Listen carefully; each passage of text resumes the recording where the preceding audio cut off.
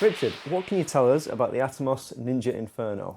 So the Ninja Inferno is one of Atomos's more recent products. So it expands the Flame and Inferno series, which is our 7-inch on-camera monitor recorders. So the kind of premise is very similar to all of the other Atomos products. So we are a monitor.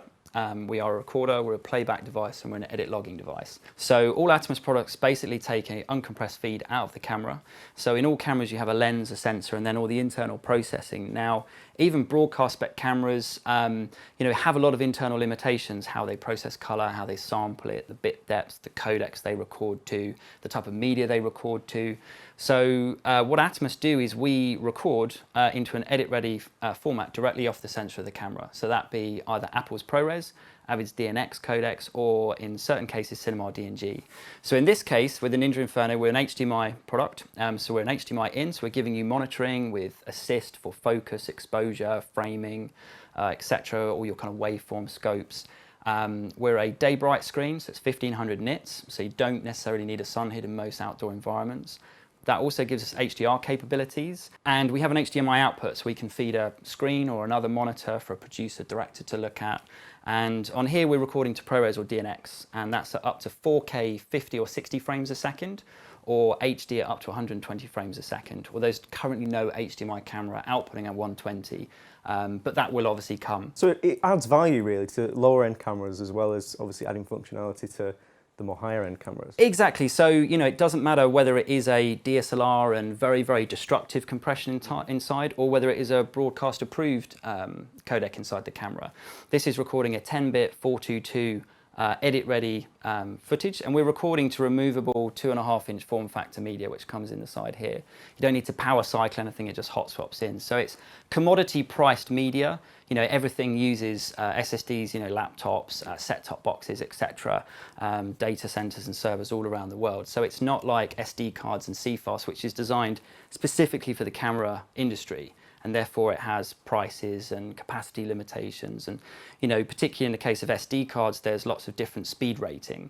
So if you want to record 4K in camera, you have to buy very expensive kind of media, whereas the Atomos, the unit is very much paying for itself within a very short period of time, purely because your cost savings on media. Okay, I mean the standout feature for me is definitely the HDR functionality. What can you tell me about that? Yes, so HDR is essentially the biggest revolution and change in the industry for over a generation. So for many, many years we've been governed by this HD TV spec, or Rec 709. And that was a very minor change to what was before that, which was Rec 601. So what this essentially equates to is, in terms of how we deal with brightness, so our brightness limit is 100 nits. So 100 nits basically means anything above that just becomes white, it's pure white. We're also talking about 8-bit delivery standards with how we watch TV and DV and Blu-rays. But we're also talking about the amount of color information. Now, in terms of kind of how this translates to what we actually see, our eyes, when we look around the world, we see around 14, 16 stops. That's kind of what we're capable of.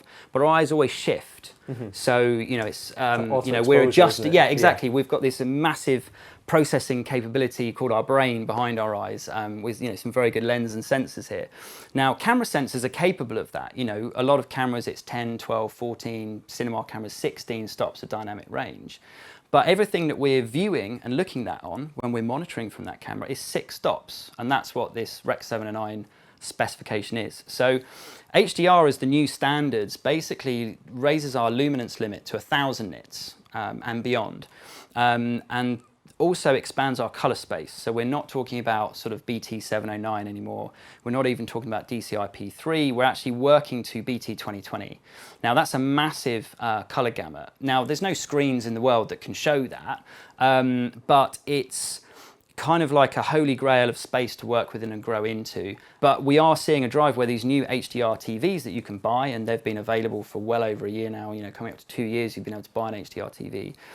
They're able to show at least circa 22% more color than traditional TVs. They're able to show sort of, up towards 10 stops of dynamic range rather than kind of 6 stops. So you're suddenly starting to see an image which is much more natural and akin to the world we see around us. And the key thing with HDR, which is why it's being adopted and will become a mainstream delivery format quicker than HD did from SD, is because it's resolution independent. So we can change HD deliverables to be HDR, 4K deliverables are HDR. People like Netflix and Amazon have been delivering that for a very, very long time. That's because previously we've been compressing it down to fit into an yeah, older we've sort of basically been format, isn't it? exposing like this Yeah. and shoehorning it to fit that, and that's why, you know, colorists and Yeah. and post-production professionals are very well paid for what they do, because they're doing a phenomenal job. Yeah. You know, but on the actual camera, it's meaning that we're having to load in LUTs, we're having to make compromises, and often people aren't exposing the camera in a log format appropriate for the scene they're shooting. They're kind of underexposing in a way. You know, lots of people use LUTs to do a 1/over, 2/over, 3/over kind of processing. The Atom HDR engine here is very unique in the sense that it linearizes log. And we have built-in functionality here. We've got a GH5 which can shoot log. So basically any camera that can shoot log is an HDR capable camera. There are, you know, because you're capturing a high dynamic range in that log format from the sensor. It's a compressed luminance, but that's why it looks desaturated and flat. Putting a LUT on it makes it look nice, but that's still working in a 6 stops of dynamic range, 100 nit space. So what the HDR engine does is it linearizes log, so you can see it as if it was a normal image rather than a compressed, desaturated, washed out image. So the kind of Atomos product range allows you to either see an HDR image accurately, because this is a truly capable 10-bit processing HDR screen, or you're really using it just to expose log correctly. Because if I expose my camera and my log for the whole scene, I can't, you know, there's nothing that stops me delivering that from SDR. If anything, I get a better SDR delivery because it's cleaner, because my noise to signal ratio is lower.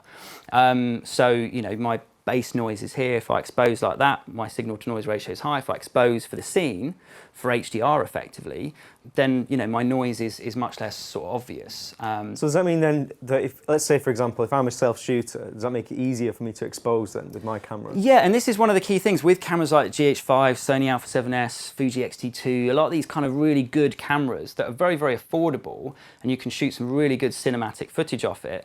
You know, they all support log, but you know, a lot of people don't know how to work with log, or log trips them up. You know, if you're underexposing log, it's horrific. You know, you might as well have not bothered. You've got to go reshoot stuff, really. It's incredibly common as well. And then lots of people, yeah, exactly. And lots of people also look at log and they think, oh my God, I'm overexposing this, because they can't see the detail. But kind of high exposures of log is actually much more forgiving than underexposed.